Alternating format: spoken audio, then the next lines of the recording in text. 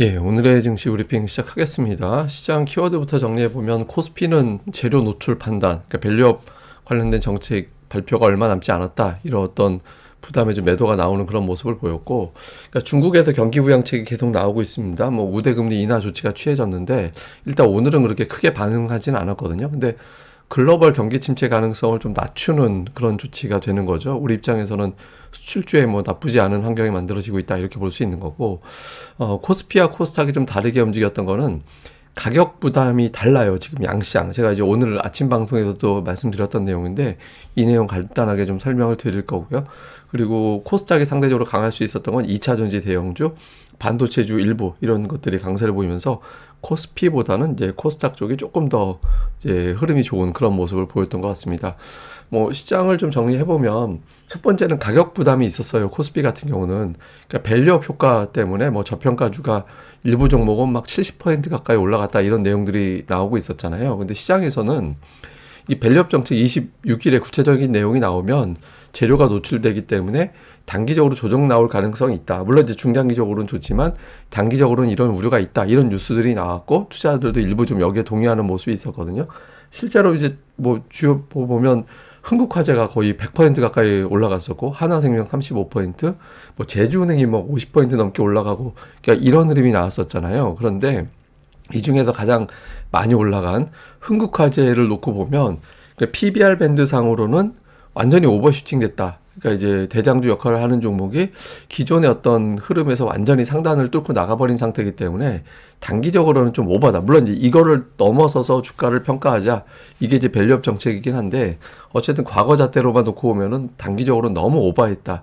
그러니까 이런 분석도 나오게 되는 거죠. 그래서 자연스럽게 좀 매도가 나올 만한 그런 구간이었고 또 하나는 제가 이제 오늘 아침에 보여드린 거잖아요. 코스피 ADR이 120 넘어갔다고. 그래서 120 넘어가서 종목별로는 좀 매도가 나올 수 있는 환경이고 반면에 코스닥은 아직까지는 100 정도밖에 안 됐었기 때문에 어제 기준으로 보면 그래서 코스피는 부담이 되고 코스닥은 여유가 있어서 상대적으로 코스닥 쪽이 조금 더 흐름이 단기적으로는 좋을 수 있다라는 말씀을 드렸었죠. 그러니까 근데 정확하게 120 딱 도착하자마자 코스피가 매도가 나온 거예요. 근데 저는 오늘의 조정이 그래서 나쁘지 않다라고 보는 편이거든요. 그래서 좀 이런 부담을 좀 덜어낸 측면이 있기 때문에 뭐 오늘 심각하게 뭐 조정을 받아들일 필요는 없다 이렇게 볼 수 있겠고 또 하나는 이제 수급인데 이것도 역시 제가 외국인들 선물 내용 정리해드리면서 선물 그 매수 여력보다 이제는 매도할 수 있는 이제 힘이 더 커져 있는 상태라서 조금 수급에서는 좀 부담이 될 수 있다. 그러니까 외국인들이 선물을 뭐 이론적으로 더 얼마든지 더 살 수 있는데 단기적으로 보면 조금 외국인들 선물 매수가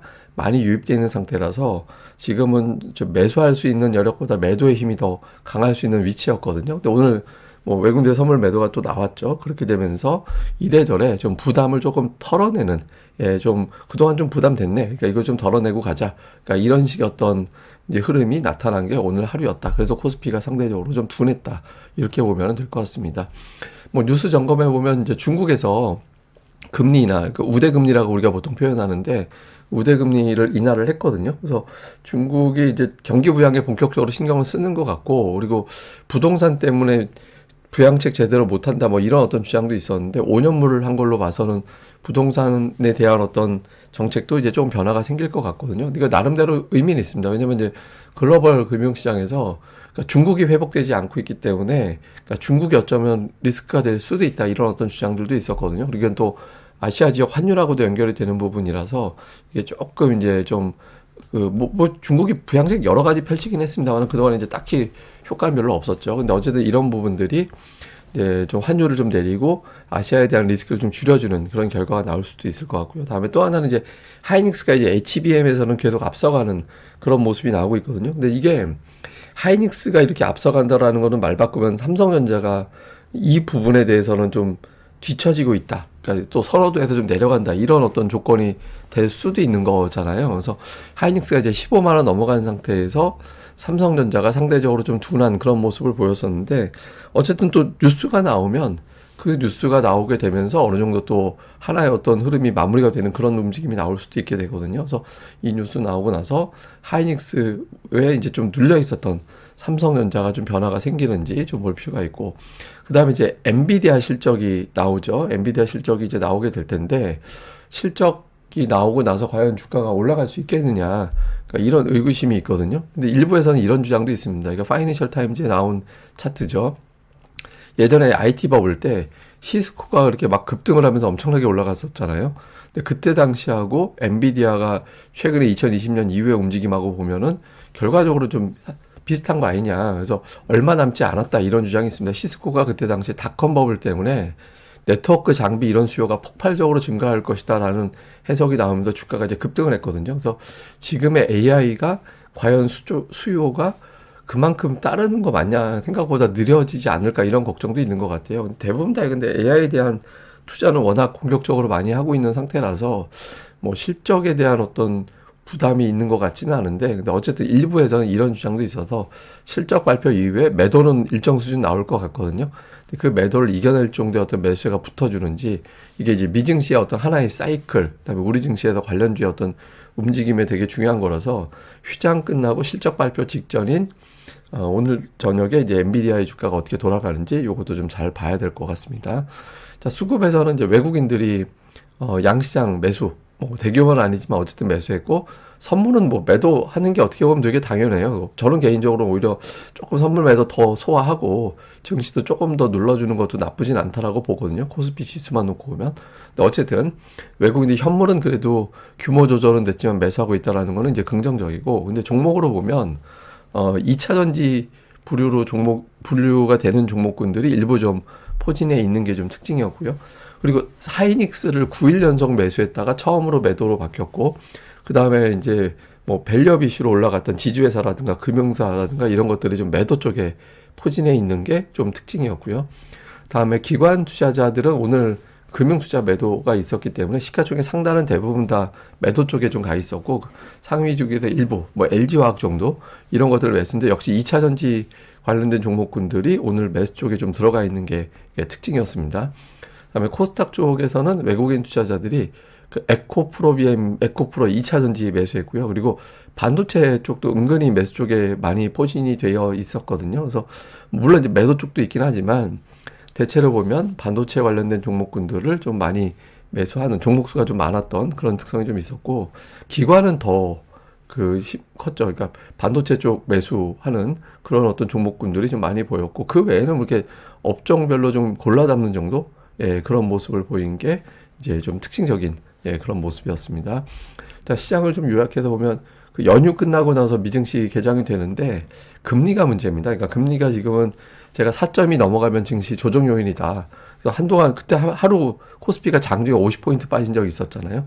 지금은 뭐 밸류업 이슈로 이제 증시가 다시 올라오긴 했습니다만은 4.3 넘어서 만약에 뭐 4.4 넘어가고 이렇게 돼버리면 또 여기서 50포인트 간단하게 빠질 수도 있거든요. 그래서 지금 미국의 금리 위치가 좋은 흐름은 아니라서 좀 이제 증시도 증시지만 금리 흐름 어떻게 되는지, 그 다음에 앞서 말씀드렸던 엔비디아, 그러니까 버블론, 과거 제2의 시스코 아니냐 이런 어떤 분석 주장들 나오고 있는데 이걸 뒤집을 거냐.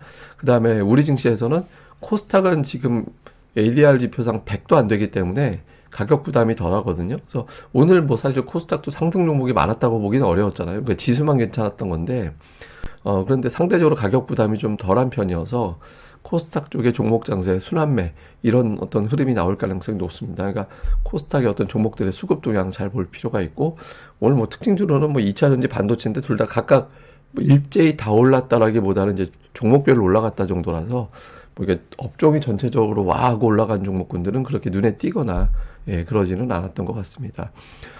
오늘 준비한 차트는 이게 이제 미국 기업들의 현금 보유를 이야기하는 거거든요. 지금 미국 기업들이 보유하고 있는 현금이 4조 4천억 달러 정도 된대요. 근데 이게 이제 한편으로 보면 이게 빅테크 기업들이 현금을 많이 갖고 있겠죠. 이게 뭐 모든 기업이 골고루 다 많이 갖고 있는 게 아니라 특정한 빅테크 기업들이 많이 갖고 있다 보니까 금리가 올라가 있는 상태에서도 미국 시장에 빠지지 않는, 빅7 기업들이 안 빠지고 버틸 수 있어 오히려 올라갔던 이유 중에 하나는 현금도 많은 데다가 돈도 잘 버는, 예, 그런 구도였잖아요. 예, 근데 이제 지금 일부 종목들에 대한 어떤 버블론이라든가 이런 것들이 또 제기가 되고 있는 상태라서, 그러니까 지금도 고금리 상태에서 현금을 많이 가지고 있다라는 이유만으로 주식이 계속해서 버티기는 쉽지 않아 보이거든요. 그래서 지금은 이제 시장이 어느 정도 금리가 더 이상 올라가지 않는다라는 점 하나를 만들어줘야 되고, 이미 빅7 내에서는 종목들별로 좀 차별적으로 바뀌기 시작했잖아요. 예, 그런 흐름이 이제 만들어지고 있어서 이제부터 이제 관건은 뭐냐면 현금 보유를 덜한 어떤 스몰캡들 미국에서, 그러니까 시장이 정말 강하게 올라가고 경기 때문에 올라가는 거라면 그동안 AI가 올라간 거지 미국 경기가 시장을 끌어올린 게 아니다라는 평가가 많았잖아요. 그래서 그러니까 미국 기업들이 조금 더 지금부터는 우리 증시에도 긍정적으로 영향을 주려면 특히 러셀 2000 지수라든가 이런 데이터들이 올라가 줘야 되고, 이제 금리는 좀 내려가 줘야 되고, 이런 흐름이 만들어지는 게 우리 증시는 괜찮아지거든요. 그러니까 밸류업만 가지고 시장이 올라갈 수는 없잖아요. 그래서 외부 환경에서 그러니까 러셀 2000 지수 같은 이런 지수들이 좀 따박따박 올라가는 흐름이 나오느냐, 이것도 되게 중요한 변수로서 뭐 계속해서 체크해 보시는 것도 중요할 것 같습니다. 예, 또 자세한 건 제가 뭐 계속해서 설명을 드릴 예정입니다. 빅 이벤트 3개, 엔비디아 실적, 다음 주에 밸류업 정책 공개, 그 다음에 이제 월말에 나오게 되는 PC, 이게 중요한 거거든요. 엔비디아 실적이 우선 당장 눈앞에 중요한 거니까 이 전후에서 움직임 어떻게 나오는지 이런 것들 좀 잘 살펴보겠습니다. 예, 그럼 전 또 다음에 뵙겠습니다. 이 방송 구독하기, 좋아요 꼭 부탁드립니다. 감사합니다.